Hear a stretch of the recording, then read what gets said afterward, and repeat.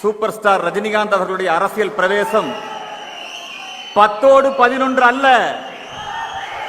Super star வழி, தனி வழி. இது இன்னொரு அரசியல் கட்சி அல்ல, இது மாபெரும் அரசியல் புரட்சி என்பதை இந்த நேரத்திலே சொல்லிக்கொள்ள விரும்புகிறேன். இப்ப ஏதாவது வரமாட்டேன்னு ஏதாவது சொன்னாரா?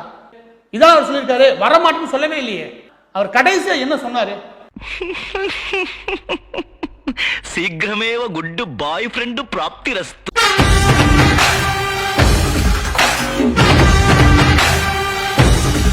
ரஜினிகாந்த் அவர்கள் அரசியலுக்கு வருகிறேன், வந்துவிட்டேன், 234 தொகுதியிலும் போட்டி என்று சொல்லிவிட்டார். இது என்ன 10ஓடு 11 இன்னொரு கட்சியா? இல்லை இல்லை, இது ஆன்மீக அரசியல் புரட்சி. நமக்கு வாழ வச்சு இந்த மக்களுக்கு நல்லது செய்யணும் அப்படின்ற அந்த நோக்கம் அவர்கிட்ட இருக்கு. அன்னைக்கு சொன்னார்ல, எனக்கு எவ்வளவோ செஞ்ச என்னுடைய நாட்டு மக்களுக்கு நான் ஏதாவது செஞ்சே ஆகணும். இதுவரைக்கும் உங்க 2 பேருக்கு நான் என்ன பண்ணிருக்கேன்? ஒன்னும் பண்ணல. அதேதான் அவங்களுக்கும் போய் சொல்றாங்க. நான் அரசியல் கட்சி ஆரம்பிப்பது உறுதி. ஆட்சி மாற்றம், அரசியல் மாற்றத்தை நிகழ்த்தினேன். அதற்காக நிச்சயமாக சட்டமன்ற தேர்தலை போட்டியிடுவேன். இது சொன்னாரா இல்லையா? ஏய் போங்கடா, சிரிப்பு மூடம் போங்க.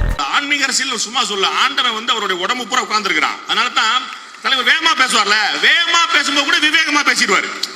இப்படியே உசுப்பேத்தி உடம்ப ரணகலம் ஆக்கிட்டாங்கடா. ரஜினிகாந்த் அவர்கள் நிச்சயமாக சொல்லுகிறேன், இது மாபெரும் அரசியல் புரட்சி. பாபாவின் ஆட்சி மலரும். கதம் கதம், முடிந்தது முடிஞ்சு போச்சு. அண்ணாமலை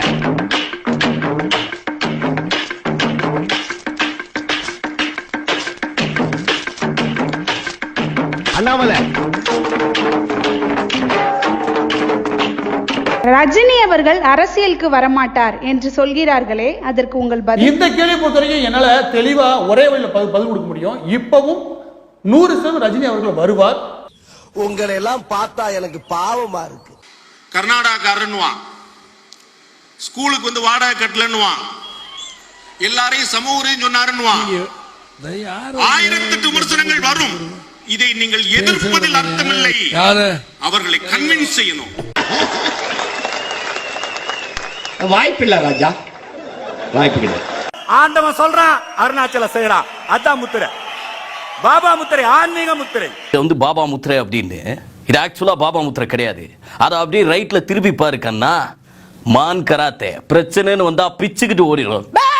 ரஜினிகாந்த் வந்து ஒரு முதலமைச்சர் வேட்பாளர் என்று சொல்லுகிற பொழுது ஸ்லீப்பர் செல் மாதிரி ஊருக்குள்ள பூந்து அவருக்கு எதிராக யார் களத்திலே இங்கே நிற்க முடியும்? தயவு செய்து சொல்லுங்கள்.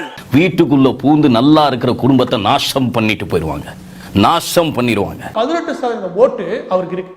இப்பவே ரிசர்வ்ல இருக்குன்னு வச்சுக்கோங்க. 18% ஓட்டு எங்களுடைய கருத்து கணிப்பின்படி. எப்படி சார் நீங்க வாங்க? எப்படி பார்த்தாலும் 70% பேரு அவரு என்ன சொல்லி வரான்னு கேட்க தயாரா இருக்காங்க. 18% பேர் உறுதியா இருக்காங்க. கரெக்டா? வரமாட்டேன்னு நீங்க சொன்னாரா? வரமாட்டேன்னு சொல்லல. எனக்கு நல்லா வரும் வேண்டாம். இன்னைக்கு இந்த வீடியோ உங்களுக்கு பிடிச்சிருந்தா அது கடவுள் கையில தான். அதை நீங்க லைக் பண்ணா அதுவும் கடவுள் கையில தான்.